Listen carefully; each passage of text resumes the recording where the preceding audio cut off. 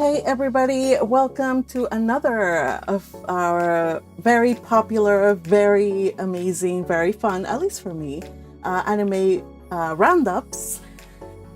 So And there's she's not coping at all for being late. Quiet down, Patrick. Quiet down. We're trying to be professional here. Please overlook Patrick. He's gonna derail us time and Who's the time professional again. here? I see no professionals. Yeah, unfortunately, not even I am a professional. We're aspiring to it though. That is why we're only a few minutes late, but I'm happy that you guys are here. Actually, the gang got here earlier and before me, so good on you, gang. It's almost like we like to show up on time or something. Yeah, right. So today we are, of course, going to be discussing this week's anime of our favorite romance, shoujo, etc. But I'm gonna wait until a few people trickle in because I actually scheduled this live, without enough time in advance. So let's kind of like just kill some time while people get here. Before we joined in, actually, we're talking about 2012. I don't know who was alive here in 2012. Hopefully everyone. Yes! What? 2012 was just 13 years ago. Exactly. I'd hope all of us were alive. Jeez. I thought we were all adults here. Well, exactly. I don't know. You never know. There could be 12-year-olds joining us here. I've been surprised by how many people. Physically, I am an adult. Mentally, I don't know. I mean, yeah. That's why Butterfly said physically, legally, we're all adults. Yeah, legally we're all adults, but yeah. Yeah. Oh my. Now I was talking about basically I saw something about mustache and I was like a drawing prompt, and then my first thought was, those 2012 mustaches on the finger. Oh my god, that was like a trip. Like those mustaches were on everything. I had leggings with them, I had shirts with them, I drew them on my finger basically every day. Like it was a cult. It was a religious cult. And you know who would like kids, though? I feel. Yeah. But I was in middle school when it was, so like it was perfect for me. Yeah. Yeah. But you know who would like that? Marine from My Dress Up Darling. She would enjoy that whole period of fashion. You know. Yeah, she would enjoy dressing up as anything, even a Victorian governess. She would enjoy the whole aesthetic vibe as long as it scratches her cosplay itch. No, I have Sounds to like say, a certain someone here who is talking about, wanting to make cosplay for her area and maybe making pretty clothes for herself. ooh, who's gonna do that? I don't know. Sorry, I did. Yukihime, who do you think I'm talking about here? I mean, Patrick did say he wanted a nice floral dress, so I don't know, like... Oh, Patrick is going to cosplay as a girl. You know what? That absolutely ties into one of the I'm actually episodes enjoying how we're this going to turns be back doing. around on me. That actually does. This would be a perfect Actually- segue to talk about anime, but I'll hold off on it because I don't know. I'm still trying to 3 more minutes before we get people in there. But Patrick, you're enjoying it. Cool. Good for you. I am excited to be part of your discovery journey, Patrick. Yes. No.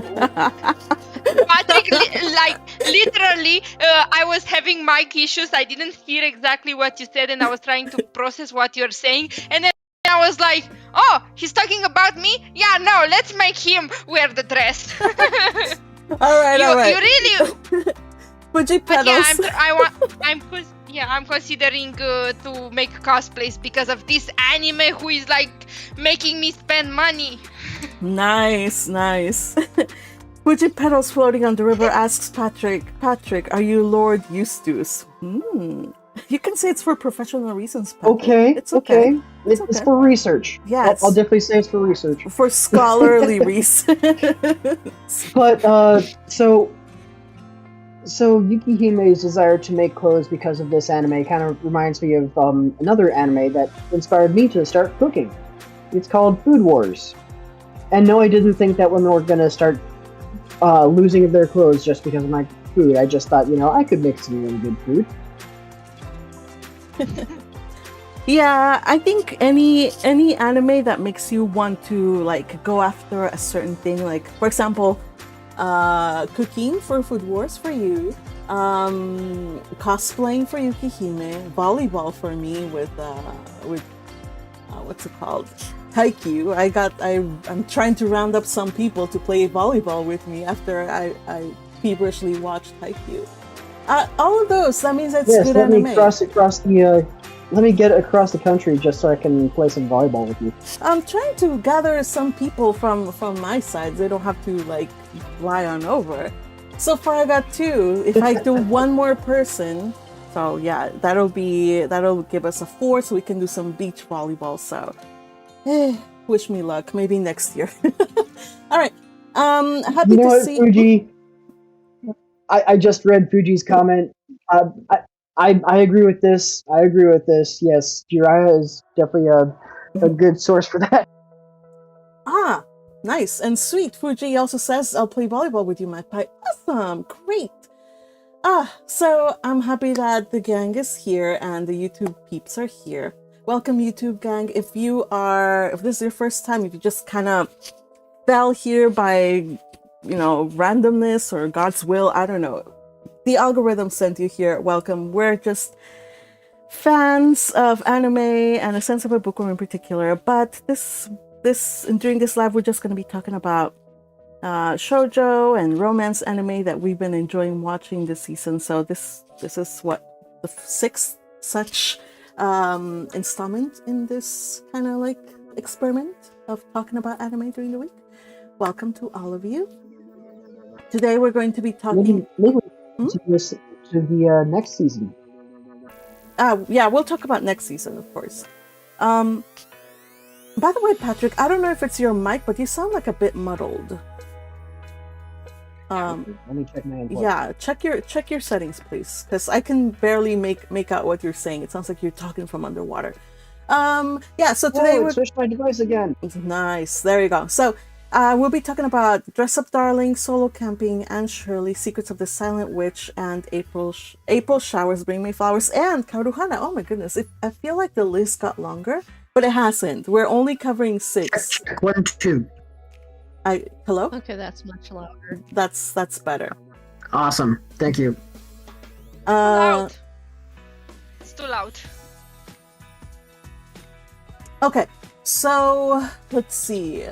What else are we talking about? Oh yes, how about we get started? Happy to see people here. Let's start with My Dress Up Darling because I don't know. I guess because we're talking about cosplay. What's up, Teal? We should start with April Showers because we were talking about men in dresses. Should we? It's up to you. Oh my. But you know what? Let's do that. Let's start with April Showers because why not? So I must confess, I watched that like one of the first ones I watched, so my memories are still kind of vague and hazy. But here we go. Help me out, folks, if you remember any details that I missed out on. So this is about the violent power of beauty, as Tabata says it. So the best-looking boy in the class and the best-looking girl in the class are teaming up are going to be the protagonists of the class play, and it's gender bent Snow White, right? Yep. So far, though, like it seems to be a great success. We have everybody going crazy for both Ugusudani and Ueno, and what's even crazier is that they actually share a kiss on stage, which is kind of cool because considering they always are like, oh, we're just going to like not kiss, we're gonna fake the kiss. So I was like, nope, in this school they kiss, so cool. how does Ueno feel about that kiss, by the way, when they ask him? He wasn't nervous at all. He had his eyes closed. He was fine with it. If it's the scene where he's got his eyes closed, that does not look not nervous at all. Yeah, so for the first, because I have to do several showings, right? The first time goes great. But during the whole, everybody knows that school events like these, romance is always in the air, and even Ueno catches up on it. He like notices it, and he's like super oblivious. So for him to even like pick up on it, that means that it's really serious. So he's walking around in his Snow White dress. That's hilarious to me. It takes a very confident person to do that, I have to say. Girls dressing up as guys, not so much, but guys going around in a school event, that's pretty fun. Anything about Ugusudani though in this episode? Because she has a huge crush on Ueno. Yeah, a lot of this episode was that coming to a head. She just really likes Ueno, but she's always noticed he goes for Tabata instead.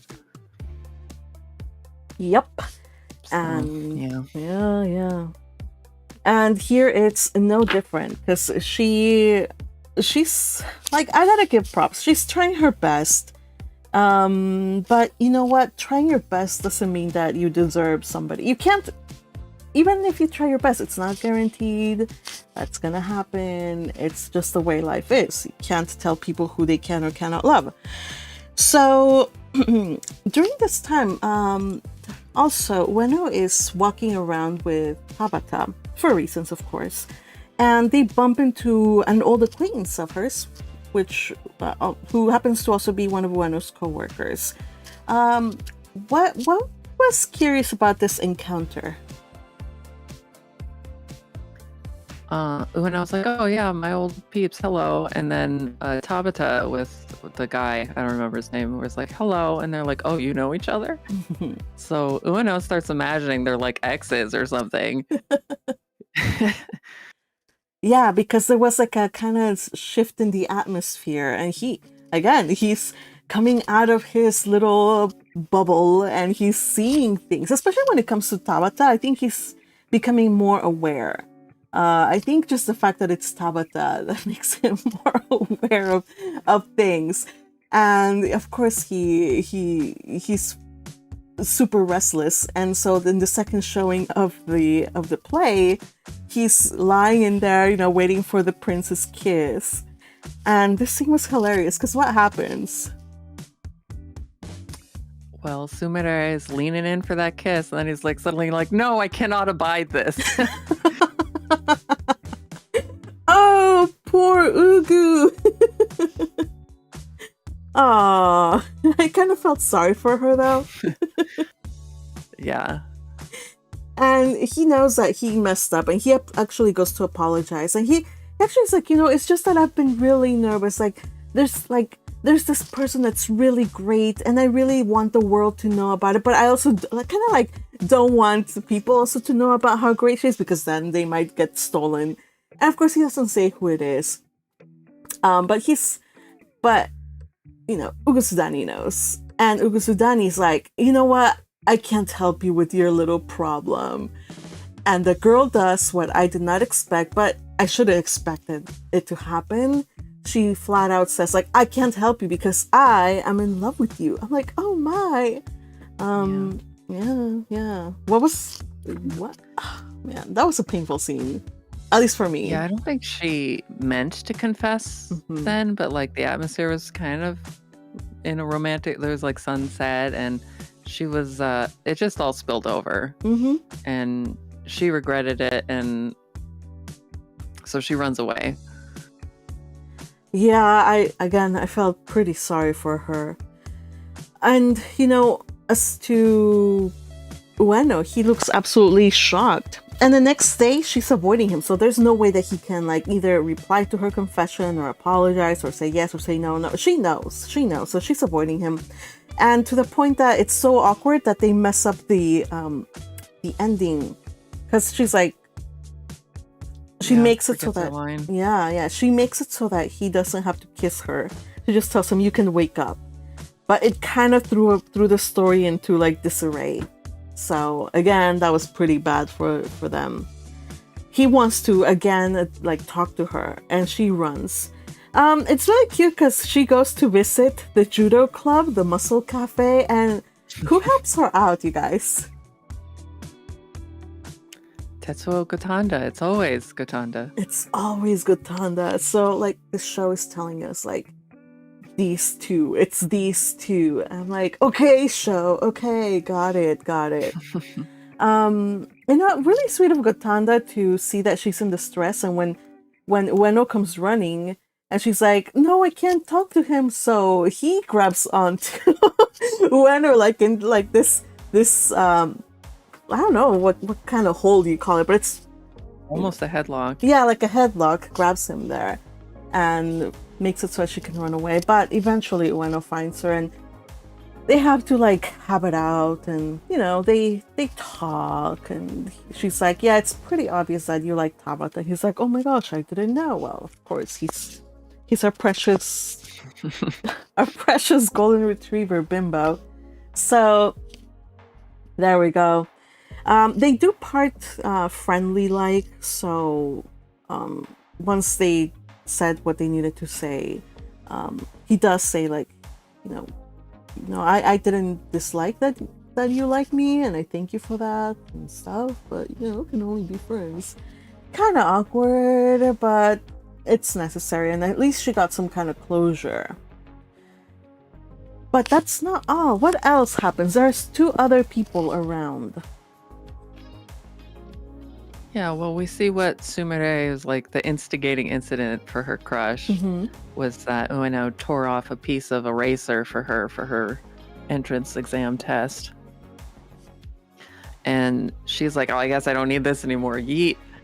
But then Tabata shows up and she's like, are you not feeling well? Is there anything I can do for you? Oh. Here, let me get this eraser out of the bushes for you. Of course, typical Tabata. Even Ugusudani has to say, of course, that's the way Tabata is. She's pure and she has 0 ulterior motives. She's straightforward and kind. Yeah, she's like, I can't compete. Like, so she can't really be too angry at Tabata because she knows that they're kind of like, she's kind of like perfect for our, for Ueno-kun. And then the second person shows up later, and it was Gotanda, who had been there just to make sure that she was all right. So yeah, we get it. I don't know if Gotanda likes her, but he's certainly concerned for her, and I don't think she likes him, but at least she knows that that's a person who sees her, the real her, and who's not going to like run towards the hill screaming because she's not the nice person that she appears to be. Hello, Turashmak is here. Also welcome. Hey. Magpie, that thing that you just said about, the guy who's here for her, he sees her and not gonna head for the hills because of her. Maybe you should say that about a certain other lady that we're gonna be talking about later. Oh, who? Oh! You know who I'm talking about.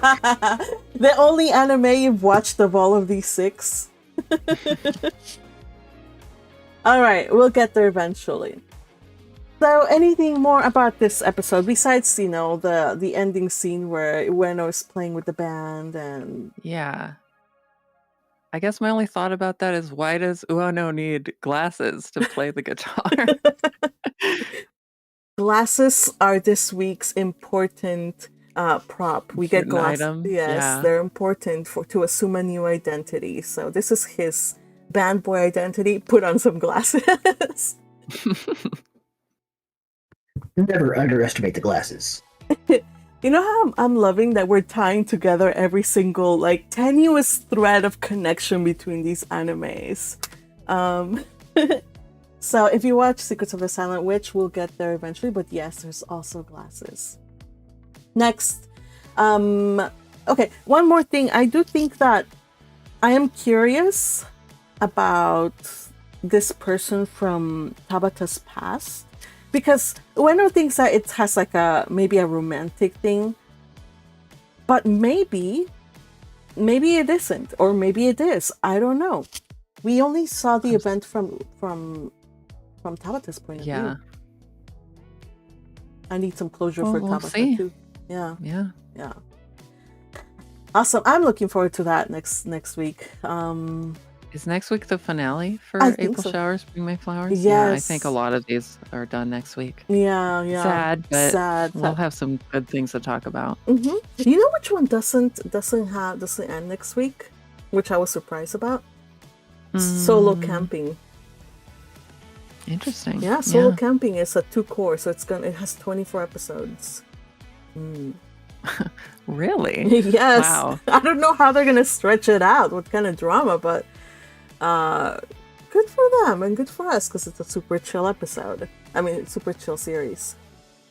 Turushmak asks, did you guys watch more Bunny Girl Senpai? And we did not. We finished off Steins Gate and we are watching Anne, but since I am on a brief semi-hiatus, we'll just continue just watching Anne until we're done. Just because, for reasons.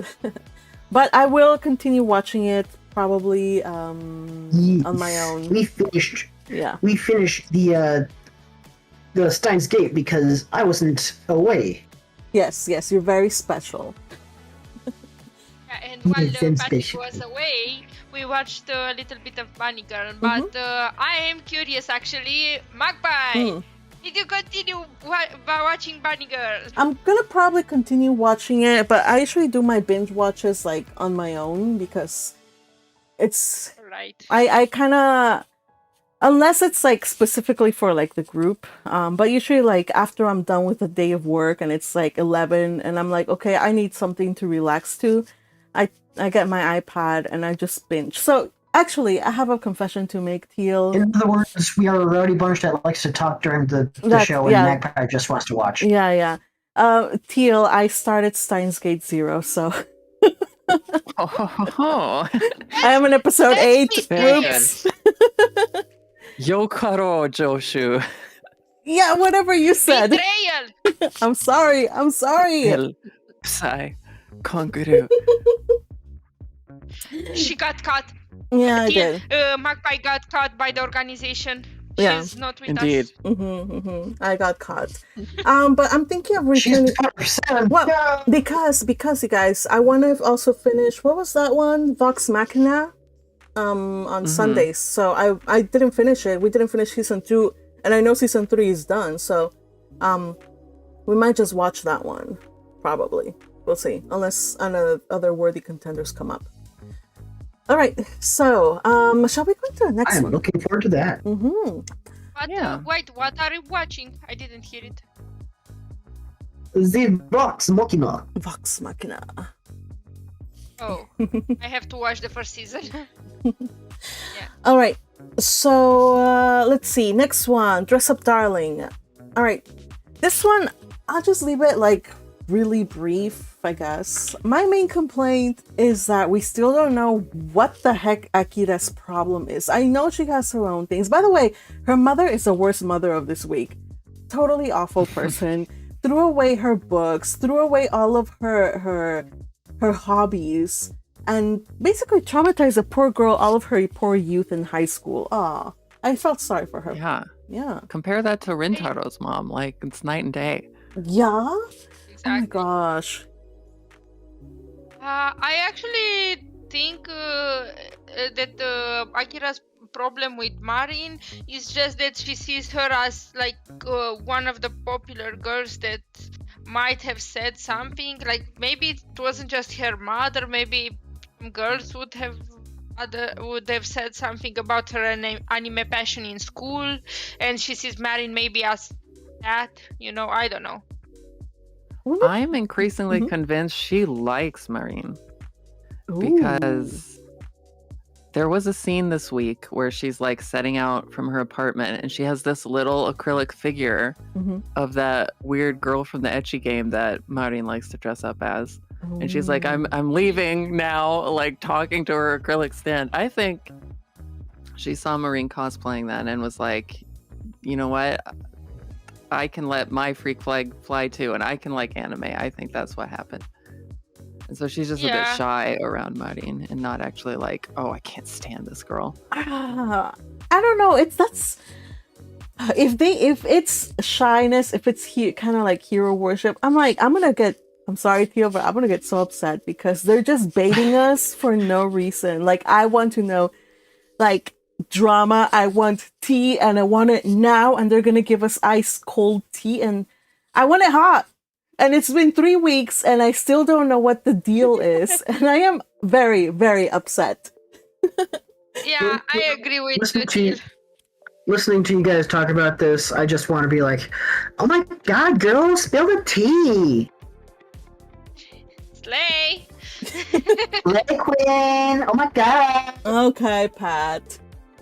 All right, let's see. So that's kind of my first and only remark, I guess. But we do have other things going on here. We have Juju, who apparently was thinking of quitting cosplaying because all she could do was like magical girls because her physique is just so small and kind of only lets itself to like little girls characters. So she's kind of like, and I'm also growing up, and this is like lame for like adults. And thankfully, though, because she's now getting involved with other cosplayers, she's finally able to see the light. You can do a lot with props, with how you take your pictures, how you do your makeup. So it's not all over, Juju. You can continue to fuel your passion over the years. So that was her big breakthrough. Yeah. I really like that message, especially because I actually watched a video about this nearly this thing today. Like a lot of people end up thinking when they're young, this is cringe, and then when they're older, I'm too old for this. And like, when are you even supposed to do stuff like interesting, And that's the vibe. Like, you have one life, you gotta have fun, you gotta have boobies. Otherwise, you're just, what? What are you even doing with your life? Did you just say what I think you said? What? You know the thing. I'm not saying anything. What are you talking about? I'm just saying people should have fun. People should have fun. That's what I'm saying. I don't know what you're talking about.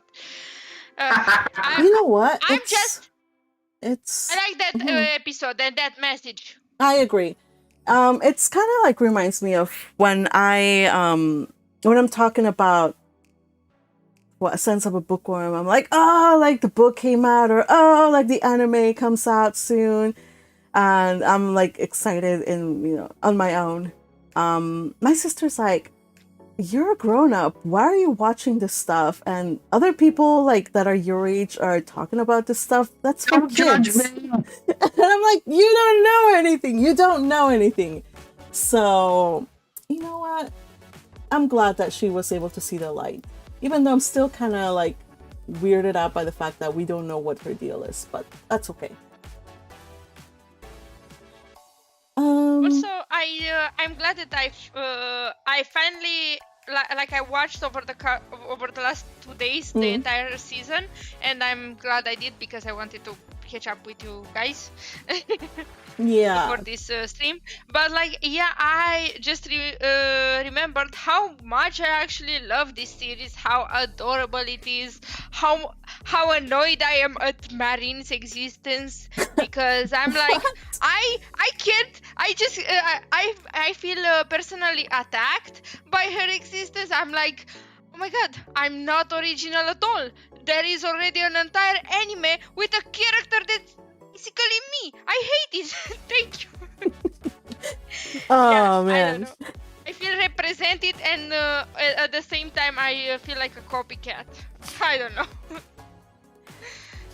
You know what? It's fine. It's fine.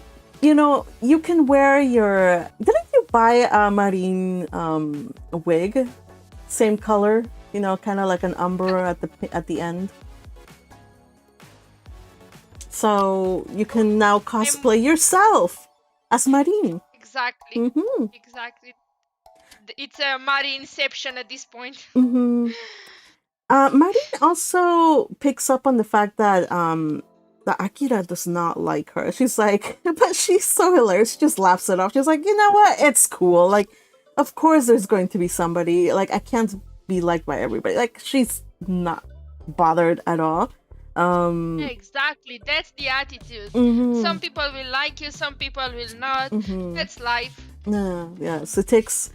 Not everybody can be cool about that. A lot of people are like, no, I need to be not everybody's liked. perfect like me. Not everybody can do that.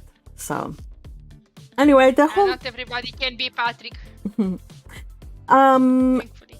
the whole thing about My Dress Up Darling, I feel it's like it's giving people like, you know, it's so obviously a love letter to the whole hobby and all the people that make that hobby so fun and so positive.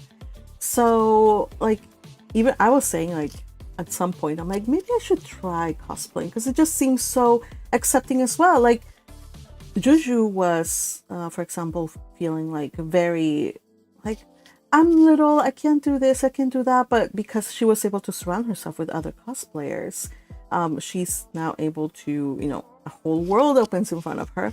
And they also say like, yeah, and even older people, like 40-year-old people or like grandpas come to these cosplaying things. So it's very accepting and it's a very lovely community. And I was telling these folks, like if there is a anime that makes you want to do the thing that it's advertising for, I guess you could say, then it has done its job really well. Let's see.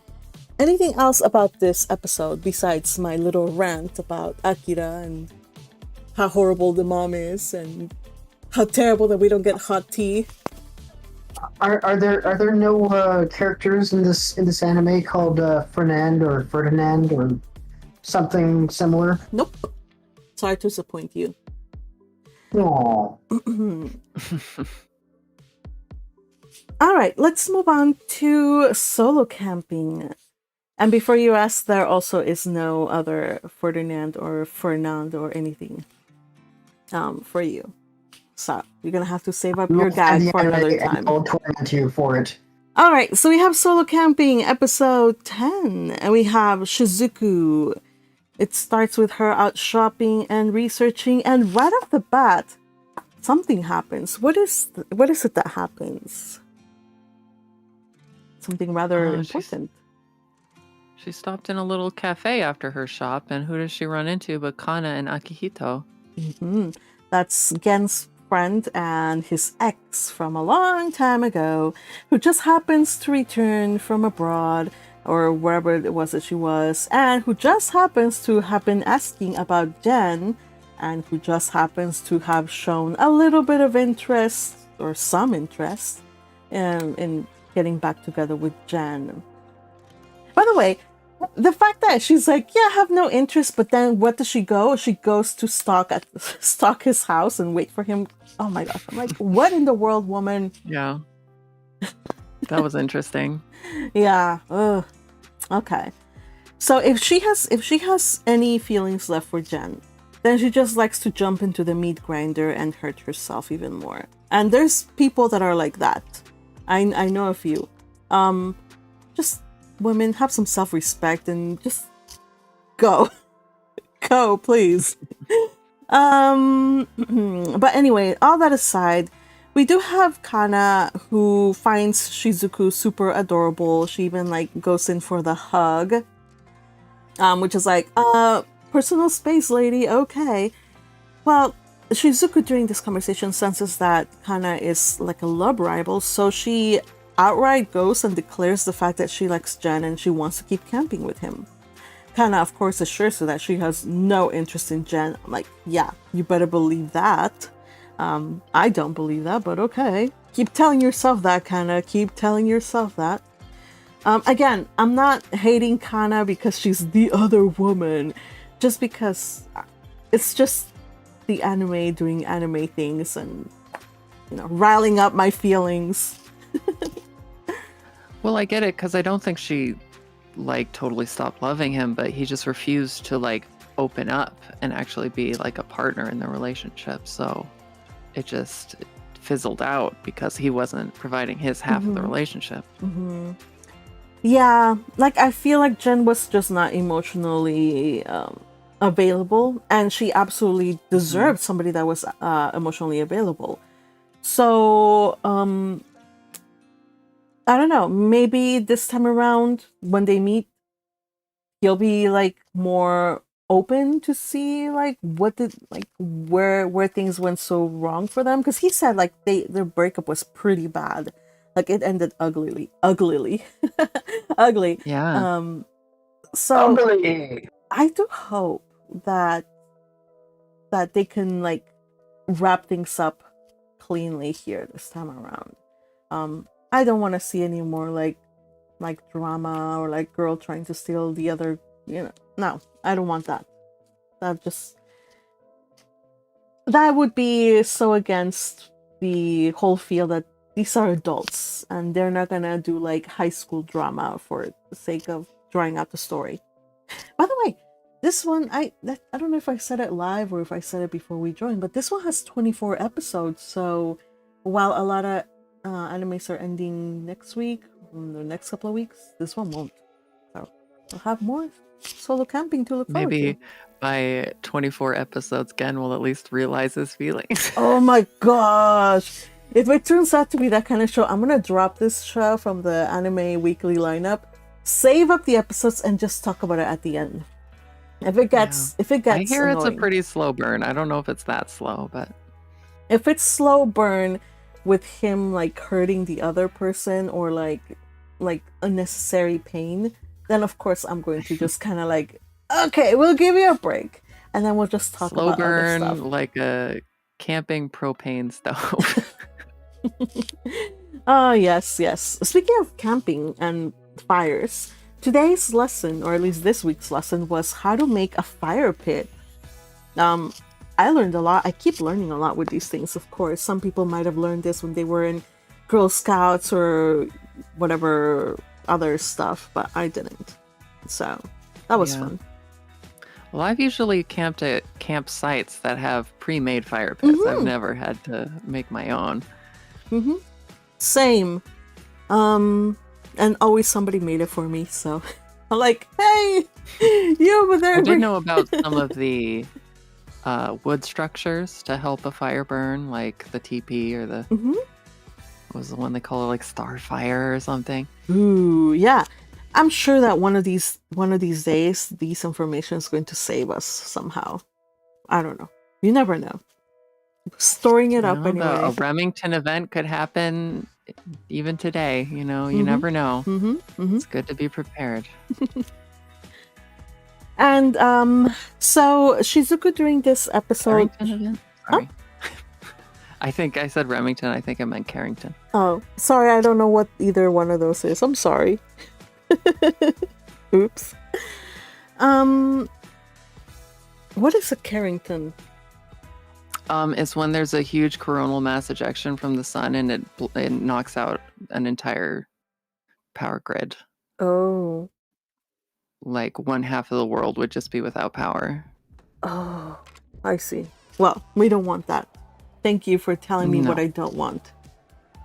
All right. All right. So, again, during this episode, Shizuku is acting weird at first. She kind of not as enthusiastic as usual. So Jan, when they meet up at the campsite, he's like, I'm just gonna give her distance. Good call. She eventually kind of starts acting normally, except for the fact that she then drinks too much, a lot. and again ends up having to carry her back to her tent. But as he does, he overhears her mumbling something about who this Kana person is. So she's been thinking about Kana and overthinking about it and who she is and what does he mean to her? What does she mean to Gen? But he's like, nah, there's no way she would know. Except she does, of course. Some serious anxieties. A little tear leaks out when she's mumbling about Kana. I was like, whoa. Yeah, I'm like, I don't know about a tear or about mumbling, but okay. I guess the anime needs it for reasons. You know what they also needed for reasons was that end scene where when he returns from his camping, he sees Kana at his door, and also at the same time Shizuku's at home and some guy comes in and we don't know who that is. But again, they put him side by side next to Kana. It's like the love rivals. Find out more on the next episode of Solo Camping. I'm willing to bet that's like Shizuku's brother, though. That's the common trope of like, oh, who is that guy? Who's that girl? Well, they're related. It's fine. Yeah, I think so too. Because I'm pretty sure that Magpie is ignoring our mischief making in the chat. There are a couple that Magpie might want to actually look into, like Vitor and Turashmak. Hi, Victor. How are you? Happy to see you. Thank you, Patrick.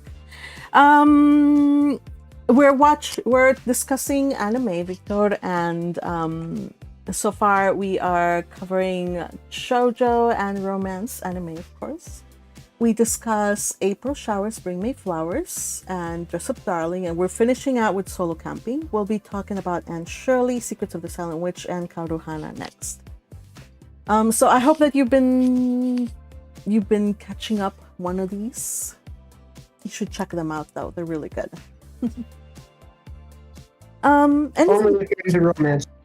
Anything else about Solo Camping besides our guess is that it's going to be her brother? I also think it's her brother or her cousin. It's a classic trope. No. Okay. Well, I'm looking forward to next episode, which is already available on Crunchyroll. I might check it out. I can't today. Never mind. I'll check it out later. But it's going to be called Sayonara Genkun, and I think it's going to pick up right where it left off with Jen and Kana meeting up and talking. So I think he's going to figure things out as to what happened. Just good closure rather than it ending badly as it did before. All right, so let's continue on with the next one. And Shirley. All right, finally one that Patrick can hopefully positively contribute to. Patrick, here's this one for you. Characters agree with me except for Anne. What? They all are siding with Gilbert. Oh yes. All his wingmen throughout this entire episode. As far as giving like the nod to Gilbert, like go ahead. Hey Patrick. Patrick, you're really breaking up. Like your audio is pretty bad. I don't know what's going on. Yeah. Oh dear. Yeah, you seem to be very worked up about this past episode. The Discord's not catching you. Yeah, I think he's talking really loudly. Oh my! You guys see, Anna's a good one, and Patrick is definitely on board with this one. So I'm sure he recommends it too. So while he sorts himself out, technologically speaking. Let's kind of discuss what are some of the events here. The title is How Horrible It Is That People Have to Grow Up and Marry and Change. Well, okay, and this fits our discussion from earlier about people being able to grow up, but at the same time keeping their interests. So yeah, it's all in team. Yeah, everything's just kind of like, synergistically helping each other out. So growing up has its challenges. People move on, people change.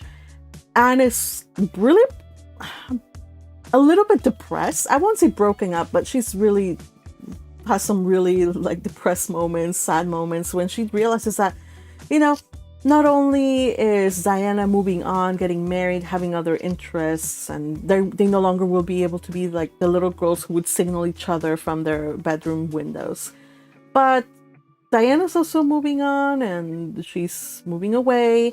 And Anne also feels like she doesn't have a place in Avonlea anymore. Like she sees all the kids that she taught kind of grown up or growing up. And she's like, oh, I feel like I need to find a place that's for me.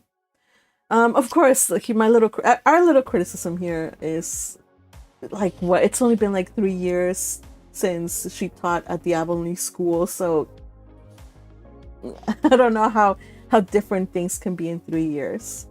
Yeah, but at the same time, they are 3 very important years from the age of like. That's true. What was it? 18 to 21 or something like that. Well, like she wasn't much older than 16 when she started teaching, right? She was like 17 maybe. Yeah, so from 17 to 20, there is a very big difference. Yeah, that is true. So, I agree exactly. So someone made a reference to a certain Christmas tree-haired individual from the Bookworm series. That is true. Yes. Should we speak about a certain Miss Pie? Josie Pie.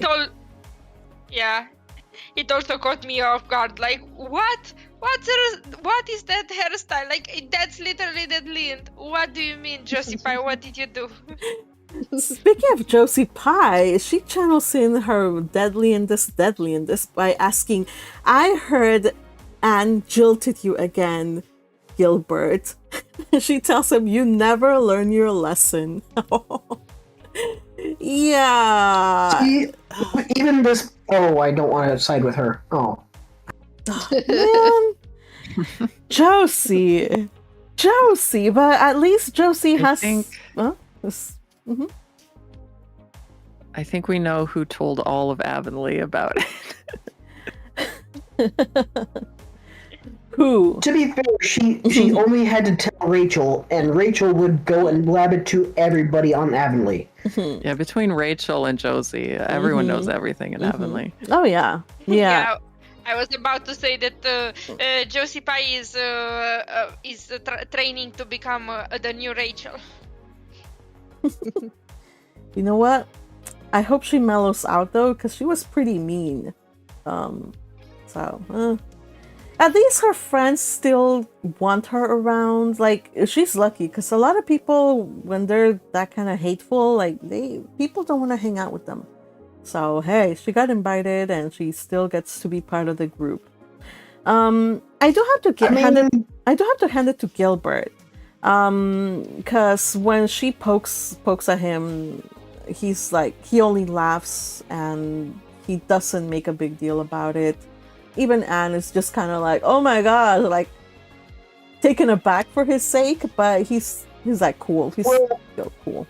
To be fair, he has his entire childhood of trying to make up to Anne for his one little mistake, making fun of her hair, and her just not having any of it. Yeah. So unfortunately, or fortunately actually, he now has to just get on with his life, and everybody is getting on with his life. And Anne notes that because of Christine, that she and Gilbert can now be like friends again, because she has her person, he has his person, so all is cool. She is able to have a nice little walk in the twilight with Gilbert. Roy's still bad. I don't have any proof for this, but I still think he's bad. Do you guys notice how he's so worked up that Discord won't let him talk? Yeah. Even Discord is shipping Anne with that Roy, guy. yeah. Roy Gardner. Okay. Yeah, Discord has his own preferences. While Discord is keeping Patrick under lock and key, let's talk about the greatness and beauty of Roy Gardner, you guys.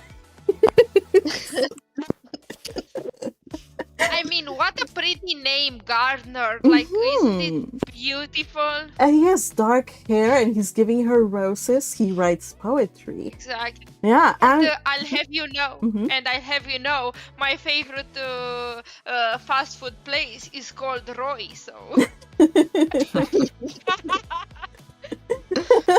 Did we mention he's rich? oh, that is very, very Yeah. important. I Yeah, hate He's everything. Prince Charming. he is Prince Charming, you guys. Okay, and also, you guys, he writes poetry, and Anne says, Gilbert could never write me a line of poetry. And it's true, the book says it, you guys. So, yeah. The one thing, my only complaint about Roy, though, is what is up with his fashion, okay? He's, like, walking around with his puffy pirate shirt. Like, what is the deal? Okay, he just dressed normally. Like, is he trying to channel his inner Andre from the Rose of Versailles, or what in the world is going on here? I think so. I think so. He was just in Europe. He must have got some new styles. I guess, but So he's up to fashion then. I guess I don't know. Like, I know some fashion from that era, and it didn't look at all like that. But okay. He came in from Versailles. He stepped out of a portrait. That is Roy. All right.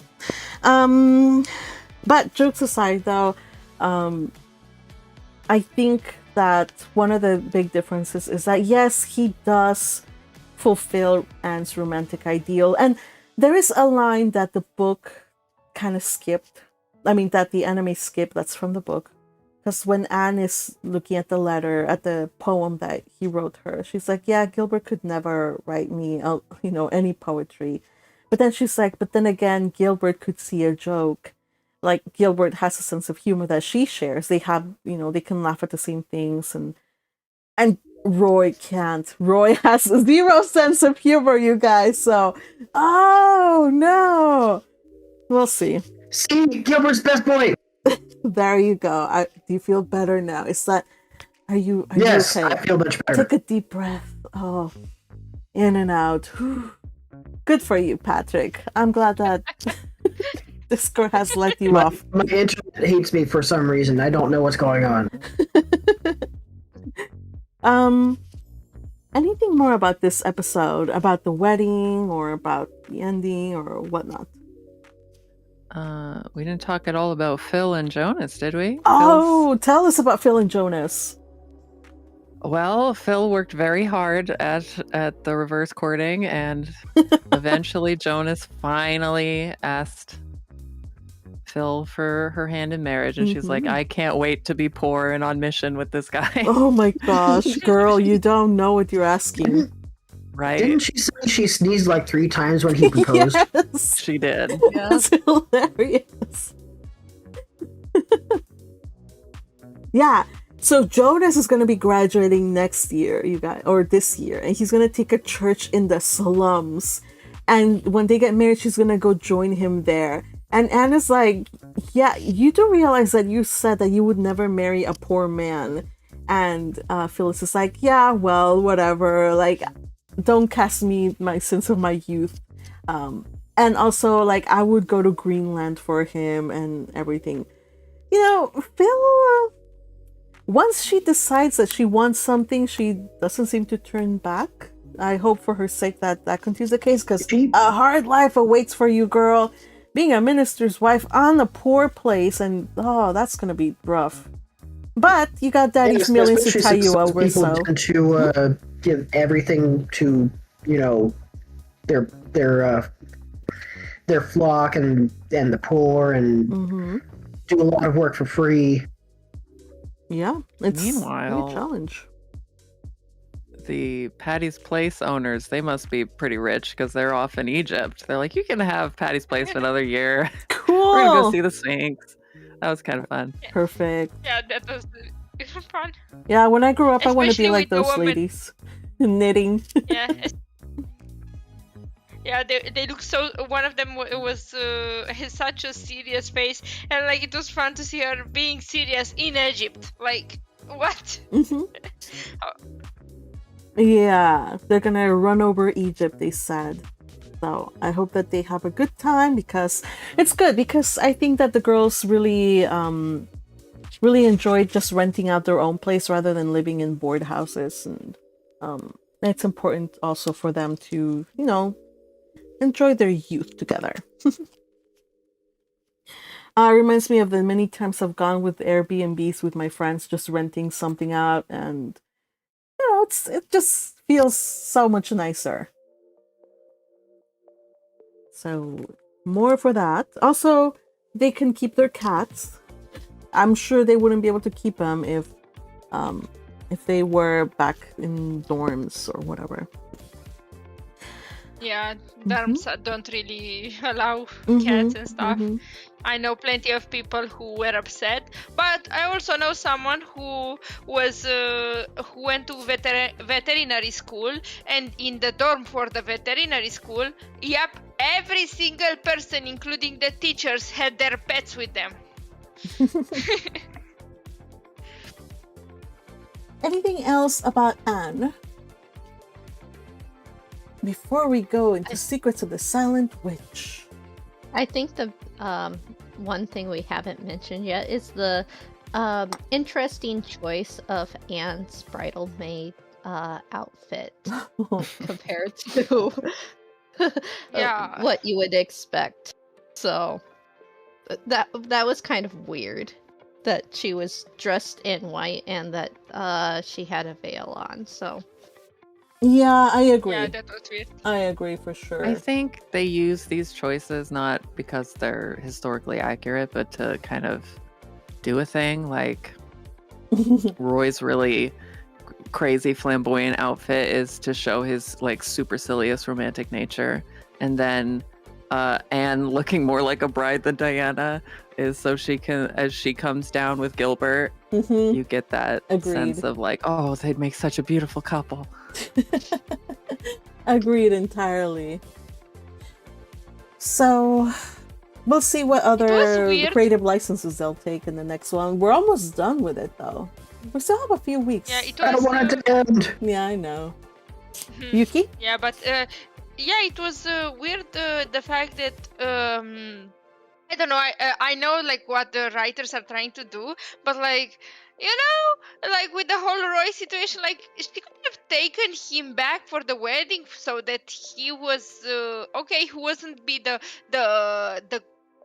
groomsman, but he would still be like her partner for the evening. Yeah, her plus one. Like that. This is better. This is better. She gets Gilbert. Yeah. I wonder if part of it is she knows that Roy doesn't fit in that life, on that side of her. And that's why I didn't really like. I was like, girl, like be honest with yourself. Of course, asking Anne to be honest with herself for the last. That's a tall order. 10 episodes. Yeah, for the last like 10 episodes was too much. I know. Yeah, I know. I get it. But maybe it was because it was a small wedding. It was just friends and family. That could also be it.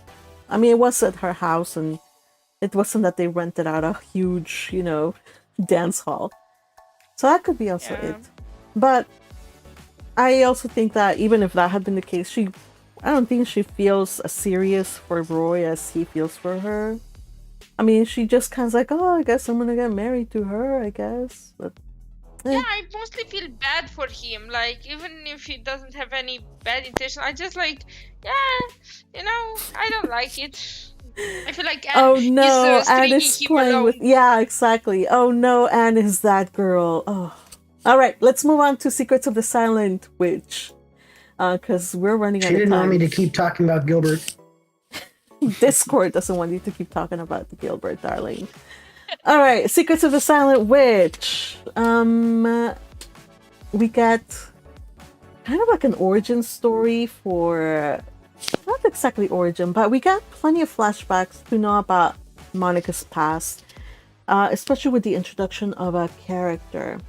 And it all starts with the fact that she is chosen to be a chess representative or a chess club representative for like this get together. Other schools are coming for like this tournament, and when she hears that students from Minerva are coming, she kind of freaks out because she knows people from Minerva.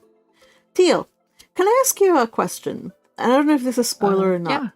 But how is it that Bernie is still a student? I would think that they would have graduated already.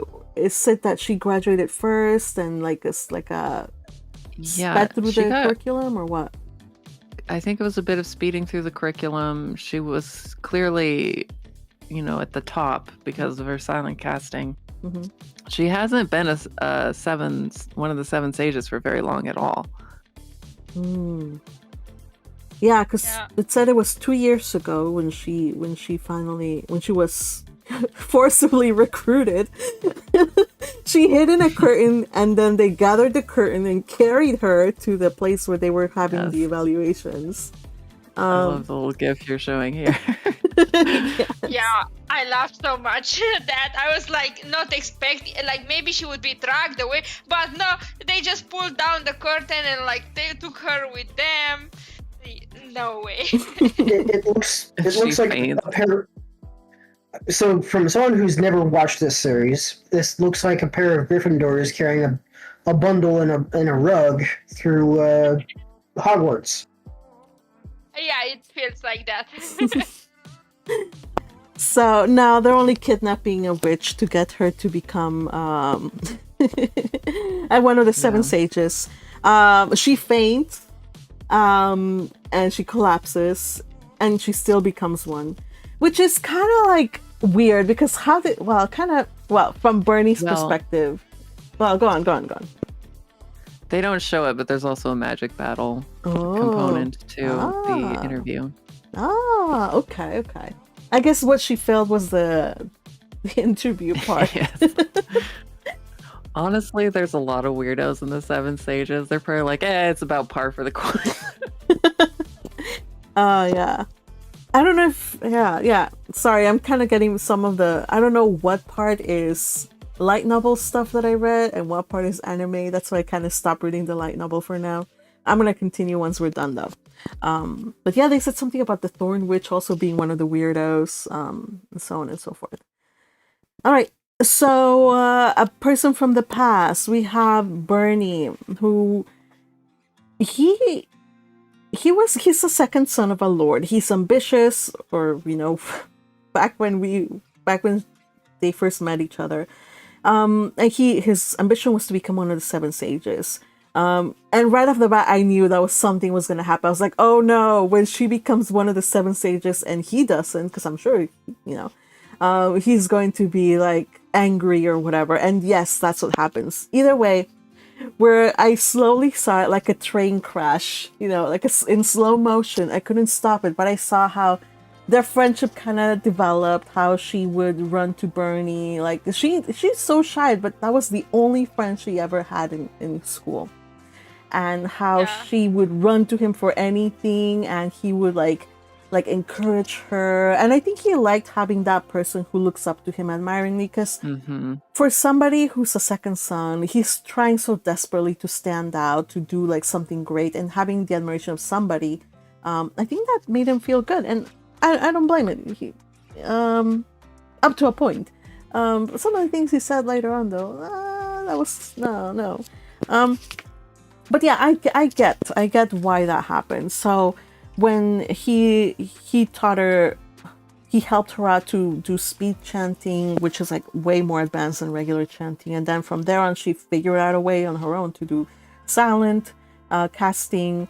And so when she finally ends up becoming chosen as one of the seven sages, she has a hard time tracking him down to thank him. But when she does, he tells her like, oh, so all this time you were just mocking me. He's so angry. Anything else about what he tells her in that little scene? She really is surprised at his reaction. Like, from our perspective, I was like, oh no. Oh no, oh no, she's gonna become the 7, and then he's gonna be like, what the hell? You literally took my place, like you knew that I wanted it, and then you went for it, like after everything that I've done for you, you know, and it wasn't that explosive, but it was still bad. Yeah. And he also implies, like, you're so bad with people, you really should just go to a mountain and go be a hermit. Oh, And then yeah, she goes Oh. back to episode 1. She actually did. She took his advice. Oh no! Yeah. Oh man, that was painful. Every time like somebody hurts our little baby, she crumbles to the ground and she balls up. And he like gave. I'm sorry. I was like, you see her like feeling so bad, and you still go that far. Like, she was so pure. Like, there's no way she could have. Like, he must have known that she would never do something like that. Yeah, but he was in his feelings for sure. I know. Now, Trish Max says Bernie was a friend to Bocchi, the way mine was a friend to Frida. I think the way Frida was a friend to mine, because Bernie, like Bocchi or Monica, like far outpaced Bernie, and mine far outpaced Frida. So I think might be the other way around. Poor Frida. Poor Frida. And she just wanted a friend. Yeah, she just wanted a friend. Mine's like, oh, I'm gonna join the nobility now. Oh, that's true. Yeah, I guess in that way. Not Yeah. as a concubine. I'm gonna just become the an Archduke candidate, not a lovely concubine. Like I think a lot about Frida, and like, especially because we don't. I don't know, like I love that a lot of fanfics are resolving the Frida situation in one way or another, because I feel like the canon just kind of abandoned her a lot. Like yes, 100% they did. Yeah, like she still become like all she does. She is just become the concubine of Daniel's brother. Like what? Like she could have just been, you know, like spirited away and become like a Lainable or something from like.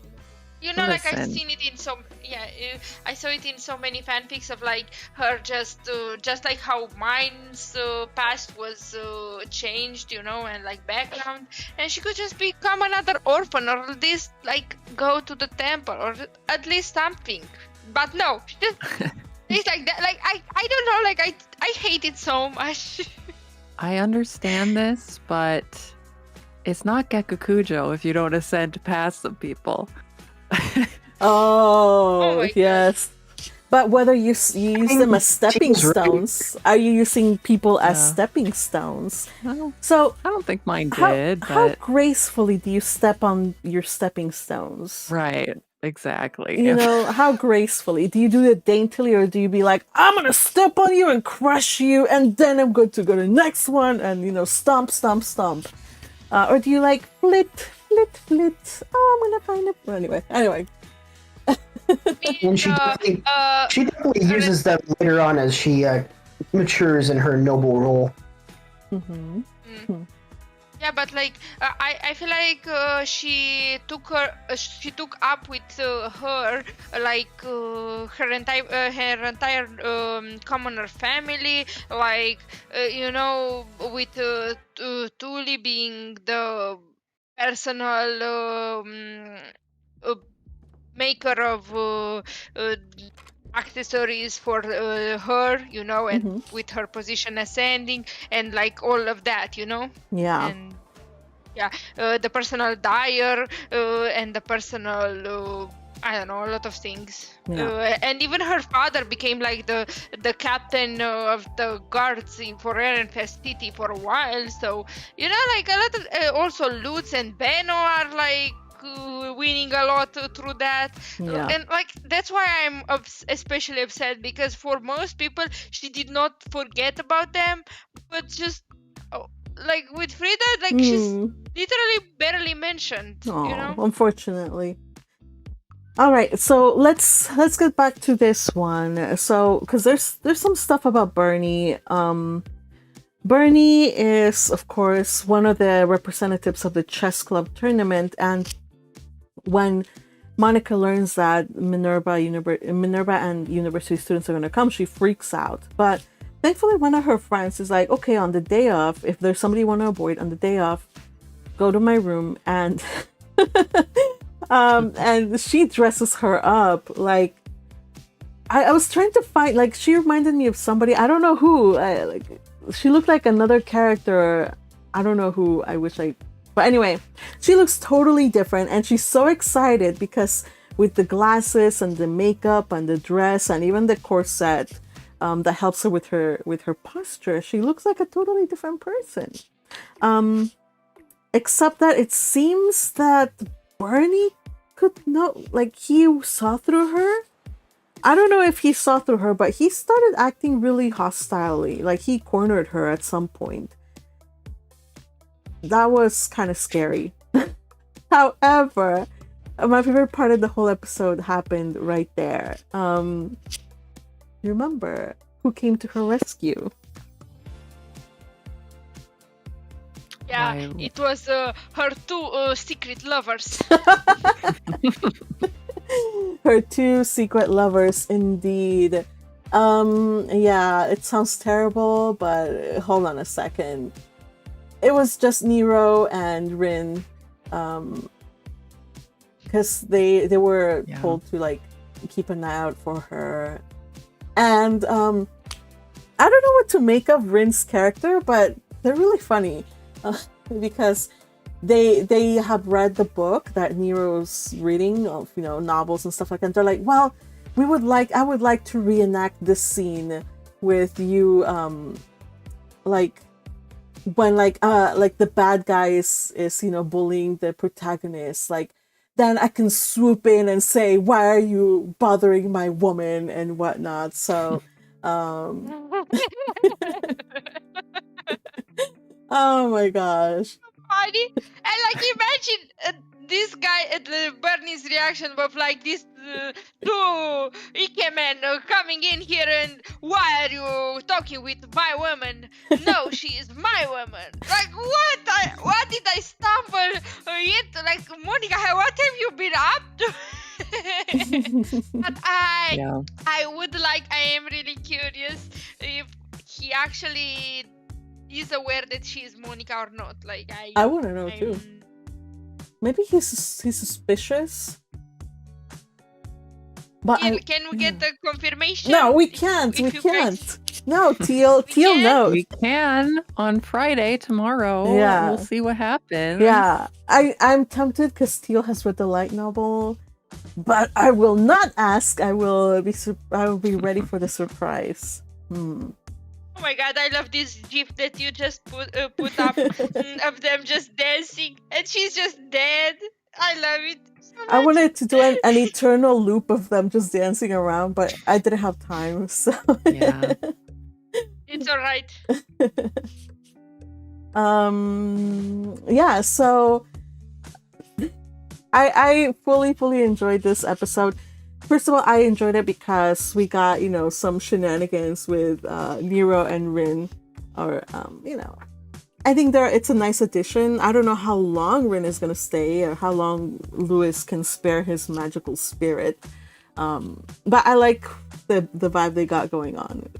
Serious. And another thing that I enjoyed, though this was kind of sad, was seeing more of Monica's backstory. We're getting more of it little by little. She did mention that there were two people that she wanted to tell about her becoming one of the seven sages. One of them was her foster mother. I'm like, wow, I need to know more, because as far as I know, she had a father and some tragedy occurred about her father. They burned his books, and then there was a drunkard uncle or family member or something like that. Or landlord, and then that's all we know. That's all I know anyway. So I would like to know more about this foster mother and how she ended up going to mage school, because I gotta imagine it's not cheap to go to mage school. Anything else? I am still curious, like, this of course will be explained later probably, how in a country that seems to like everybody uses magic a lot and stuff, and you have like prestigious 7 sages and stuff. How did someone was be accused of witchcraft and burned at the stake? I Like doubt how that's a thing. Yeah. That's only for backward situations, I think. There are some avenues of research that are forbidden, Ooh. however. Oh, is that okay. All right. Maybe her father got involved in that. Okay. We'll just kind of think about that. I hope her father didn't die because of it, though.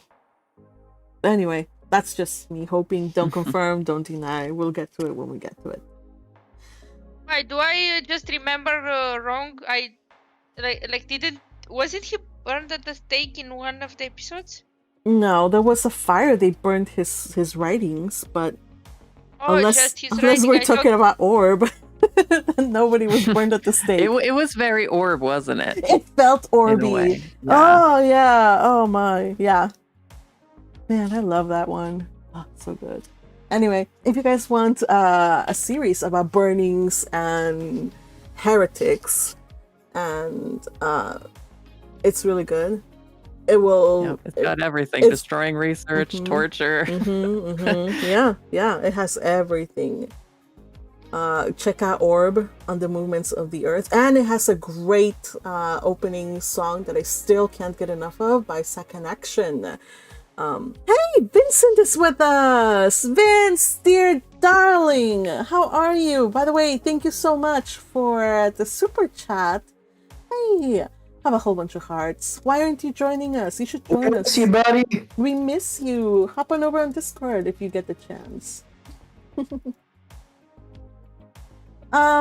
So, witches aside, anything else that we need to talk about Silence before we head into the final one? No? Okay, got it. Final one. Okay, Kaoru Hana, you guys, that was super uber delightful. Okay. I know only, well, I think you're the only one that's watched it, right? I don't care. We're gonna talk about this at great length. That's why I left it to the end. Well, actually, no, because we're running out of time. All right, so in the last episode, Subaru tells Rintaro that Kaoruku's birthday is September 22nd, or I don't know, is it September 22nd? Whatever. She tells him July 22nd. July 22nd, thank you. I can tell you that because I've been reading the manga now, and it's very good. Yeah. Have you reached the end? Yes, I love that. No, I'm not even up to where the anime is yet. Oh, okay. It's by today. I am keeping up. Okay. I am keeping up with the manga, and it continues to be as sweet as possible. And yes, my teeth are falling out. I was surprised by when they mean mug in the manga and the shadowing on their faces. I'm like, wow, this is some really good evil faces for a romance. Yeah, well, because so it makes people think that this is a shoujo, but it's not. This is not a shoujo, you guys. This is not. It's making you feel things, but it's not. And I think that's one of the things about female mangakas writing romance for a male audience. It's still really good, but it's not. I don't know. I watched an entire 40-minute video of a girl on YouTube that is very passionate about the subject and about the difference between shoujo and shonen and how a lot of romance. I think and how a lot of anime right now is romance, but it's actually shonen or seinen, but not shoujo. And honestly, I watched an entire 40-minute videos about why I should care about this difference, and I still don't care about it. I just like romances in whatever font they are, I guess. So, I think it has. Me, I guess. Yeah, I'll kill you off the air. Let's not make it public. Yeah, I have to hide my genes. No. So, aside from the fact that it's not shoujo, it's just romance, I think they're doing a really good job of just putting on display the feelings of these two. And like I said in the previous week, like it's not just about romantic feelings and romantic connections, it's about friends. And gosh, what good friends the two of these have. Today, I would like to nominate Subaru as MVP. I don't know if you guys want that, but I nominate her as MVP. Because when Kaoruko's friends were asking her if she was doing anything for her birthday, Subaru was like, oh, well, if we're gonna do something, can it not be on the 22 because I have something planned on that day, or like I'm doing something. So they had to move the date of their little party to another date. And it was just so Kaoruko could have a day off to meet with Rintaro. And of course she messages Rintaro and says, yeah, she doesn't have anything planned on the 22nd. Wink, wink, nudge, nudge. Have you told her anything? So yeah, Subaru MVP for me. Yeah, that's so cute. Especially since the beginning, Subaru was against him and all men, and now he's a wingman. Right. But I mean, okay, by the way, hold on a second. Patrick, by the way, thank you. I just noticed the super chat. Thank you for your support, sis. I'm already missing our read-alongs. 1 week down, possibly 2 to go. And if you don't know where to listen to us read, go to Magpie's other channel, the Chatting Magpie Reads, where we have more fun. Yes, indeed. Thank you for that and for reminding me to tell people about that. And here, have a whole bunch of hearts with all my love.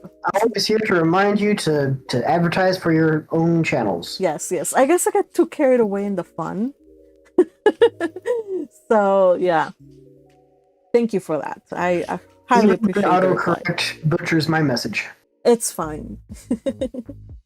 Do join us though. We're reading the Count of Monte Cristo, and people gather a roll, and then we read. And sometimes we can poke fun at, people being weird, or at me. Unfortunately, they have been taking it into their silly heads to continually barrage me with their nonsense. But it's okay. It's okay. Don't worry, you're not the only one who's getting barrage. Ask Patrick about the things he's tagged in. We'll see. Well, I'll check it out later. Because we're I running out never of should time. have told you that I'm an electrician. You just walked into it. You did. You gave me the weapons. Like, now you're just expecting me not to use them. Like, let's be serious. So, Crusher, hi! hey, welcome, Crusher. Happy that you made it for your lunchtime break. So, let's see. Okay. So Rintaro is super conflicted about what one can do for a girl's birthday. And I'm like, just get her something small. You don't have to go crazy. But he does indeed go crazy, you guys. He submits himself to a 2-week boot camp for making cakes. His father is a patisserie chef. So he tells him I'm not gonna go easy on you. You will train and I will teach you, and I need to approve that you can make this cake before you give it, right? And one of the things that he asks him is yeah, but what do you want to convey in the cake? Because apparently that's very important to his father.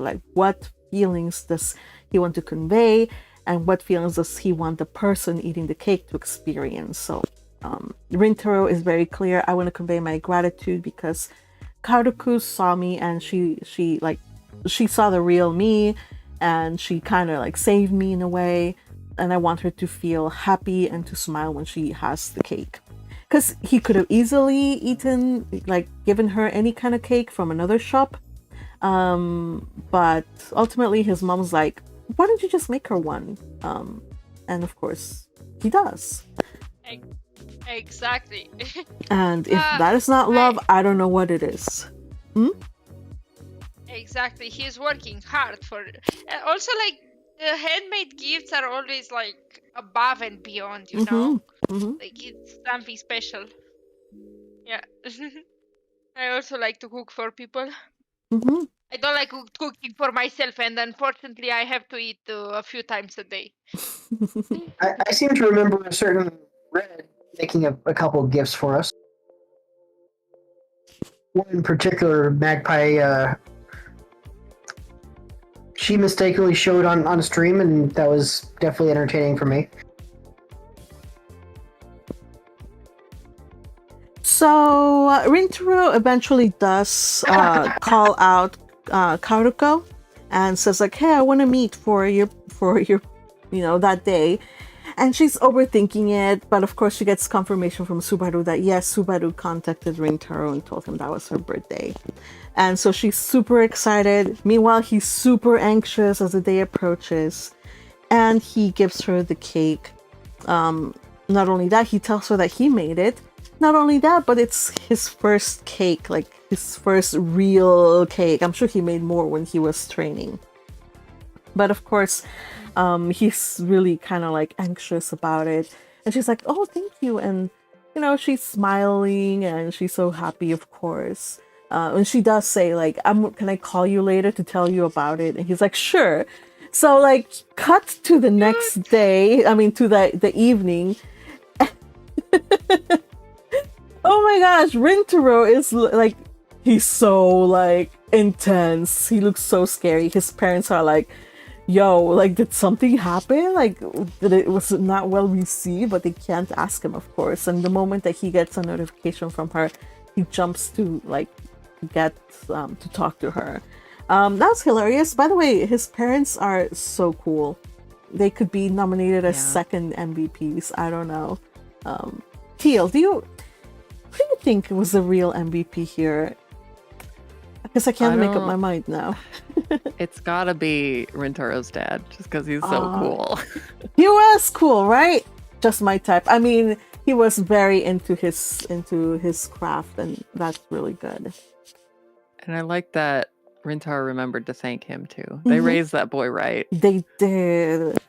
Oh man, this entire family is just the sweetest in all of, well, maybe not all of animedom, but they're really sweet in this season. They're one of my favorite parents for sure.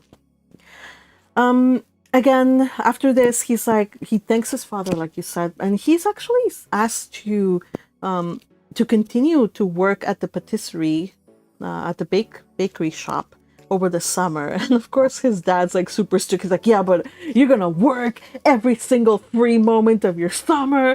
And the mom's like, "Come on." I really like the vibe that they have going on. Of course he was teasing, but I wouldn't have thought so. Yeah, it's one of those people you can't tell he's teasing. He's like way too serious about it. Yeah.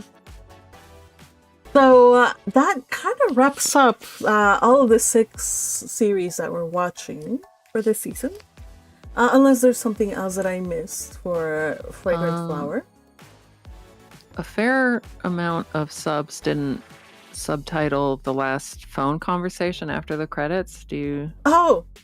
Oh yes. Well, the version I saw did subtitle, but I don't know if it was the right one. Could you tell the people listening what the text said? Yeah, just a little teaser for next time. They're talking about like first it comes in like and then it's like, "I haven't been to the beach since like elementary school," and Karuko's like, "Oh yeah, me too."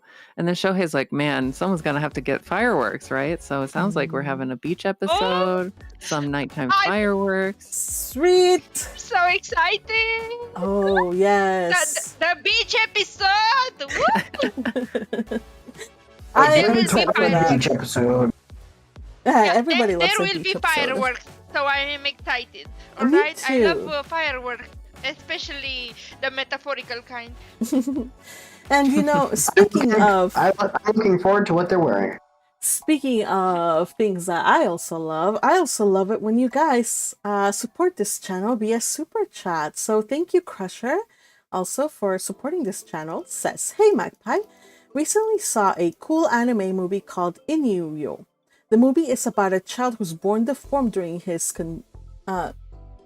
born deformed, curing his condition by dancing and singing, along with his sidekick, a blind biwa player. Whoa, this is very interesting. I'm gonna check it out. So thank you for that. Here, have a whole bunch of hearts. And again, you guys, if you want to support this channel and these weekly live streams, you can support us by hitting like, by sharing, commenting, engaging, and also hitting that join button below and becoming a member at a noble tier and above. You get access to our Discord server where you can come and chat and watch anime with us. So you're more than welcome to do so. Thank you to all of you who support already, including those in the green letters with little diamonds next to them. Yes, thank you so much for your support, you guys. Also, Yay is with us. Yay is also a member of our community. Says, I have been given a curse I will never financially recover from. Oh no. Aw. Here, I hope everything works out okay. Yes, we are having a beach episode, maybe, from the sound of it, but for sure we're gonna have fireworks. I really want the fireworks to happen because that's my favorite chapter, one of my favorite chapters of the manga, so just look forward to it. And I don't remember if there are cute or sexy swim clothes involved, so don't hold your breath. So in case you're curious, like, this is not a spoiler, just up in the manga, so we are exactly 1 year after the going to the beach episode, like 1 year inside of the story. Oh yeah, yes, that is true. There is plenty more story to be happening. There is. In another season. There is. So maybe we can get the second season, but if not, the manga is doing an excellent job of moving the story along. So if you like it, remember to support by reading the manga. I really hope that they do this thing where like they actually continue it into like their college years and they don't stop at high school, because I really like seeing a little bit of like college years and seeing how the dynamics change a little and stuff. Like, I know not a lot of stories do that and most of them just stop at graduation or something, but like I actually like when they go further. I have a terrible feeling that they're gonna stop at high school, though. Not to burst your bubble, but the whole thing is about Romeo and Juliet, these schools that are just like, ooh, the bad guys, and ooh, the cute girls, the rich young ladies, and the punks. So if they graduate, then that kind of maybe they'll go to neighboring colleges that are also rivals, and they're like, not again. Cute laugh track. No! Yeah, they might. Who knows? They might. Nobody can be that immature in college. I don't know though. Like, I beg to differ. I'm with Tino. I mean, first of all, can Rintaro even get into college with those grades, you guys? Well, maybe like a technical school for like cooking. That's true. Do you guys think that cooking is in his future? I think so. Yes. Okay, we'll see. Read the manga to find out. Sorry, what was that? But even today, but even as it is right now, like it's, I feel like it's a pretty clear cut that he's gonna go that way, especially growing up in the bakery of his parents. Like it's feeling right. Yeah, we'll see. I think this is episode 11, so if we are lucky, we'll get one more. If we're not lucky, we'll get only one more. I don't know. I have to check it out. But either way, if you haven't checked any of these ones, whether it's April Showers, Dress Up Darling, Solo Camping, and Shirley, Secrets of the Silent Witch, or Kaoru Hana, you should definitely pick them up so you can join us next week for the I guess not finale, but some of them are going to end. And then you can squee along with us. Okay, you guys, MVP of the week. I already gave mine's. What about you guys? And Shirley. And Shirley. Okay. Patrick's a son, Shirley. All right, stay with me on this. Okay. Bernie Jones. Because if he hadn't been awful to her, she wouldn't have become a hermit, and people would have known who she was as a seventh stage. She couldn't have infiltrated Serendia. Oh. She never would have met Cyril. Thank you, Bernie. Yeah, I also liked how impactful his existence in her life was. So I also wanted Bernie. Oh, okay. I'm just joking. Oh no, you know what? Yeah. Yukihime agrees, and Trushmak in the chat agrees as well. Yeah. Yeah. Okay. There you go. Anybody else in Bernie. the chat? Yeah, Till, you are onto something. Okay. Maybe I am. Okay. You know what? But I also respect. Rintaro's dad. I Because mean, it's a piece of cake Rintaro's, to bake a pretty cake. Mm-hmm. yeah, Rintaro's parents are always the MVP. So we gotta talk about the second best, Yeah. you know. Hey, well, Mhm. I said Subaru, but I get it. She was a great wing she's- woman this yeah, episode. She was a Mhm. great wing woman too. All right, so we got Anne Shirley, Bernie, the Rintaro parents, and Subaru. Anybody else? No. Okay, well, I leave it Can to I you. change my vote? What is it? Can I change my vote? Go ahead. I'm voting Gilbert. What did he do that makes him MVP? That makes him, you know. He's the best boy, and I will take no other opinions on this. Okay. All right. Discord seems to disagree, but at least it let you speak a little bit. So there you go. Good for you. All right, everybody. I had a whole bunch of fun today. Oh, I see Detland and Christmas trees on the chat. Yes, we had the resurgence of Detland in a way here. If you want to see more. That was a weird call out. Like, why? I don't know why.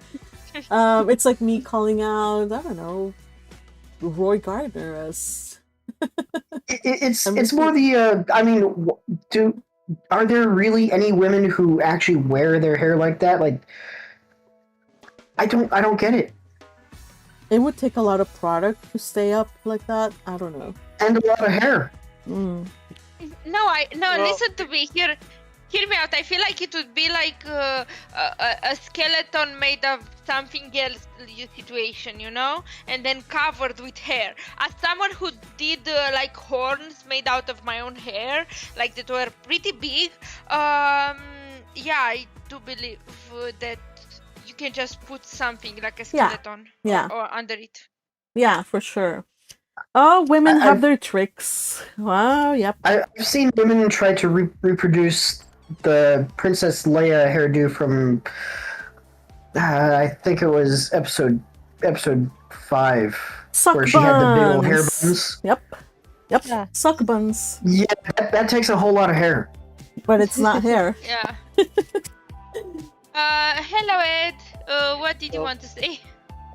Oh, nothing. I was just gonna say that for the towering hairstyles, it was a trend actually at one point in history that have hair for women to have hairdos that was tarred above their head. I'm trying to look up when it was. I think the I remember 60s. So I guess Josie Pye's a time traveler. All right then. So is Roy. He's also the time traveler. He came in from, the era of from Versailles and Queen Marie Antoinette's court. So, yeah. And Anne came from the time of Two Brides. he also came from Anne's dreams because, I mean, he looks exactly like the some of the heroes that she wrote about in her stories. Yeah, that's true. All right, you guys, it is time to end today's chat. We've actually gone a little over, so please excuse us. We get really enthusiastic about our anime. I would like to say, yay, he nominated Ferdinand as MVP, and I say yes, that too. My vote goes with Ferdinand. I immediately switch my vote from Subaru to Ferdinand because he's always the MVP. Poor Subaru. Yeah. All right, everybody. We'll see you on Thursday when we continue on and talk more about anime. Thank you all for joining me, and thank you to the following people who were so kind to and who contributed during this stream. We have Vincent and Patrick and Crusher and and we got some Monopoly money as well. Thank you, Fuji Pedals. All right, take care, everybody. We will see you next week. Yeah, that's all. Say bye-bye, everybody. Goodbye. Bye bye, everybody. Sayonara. Minna.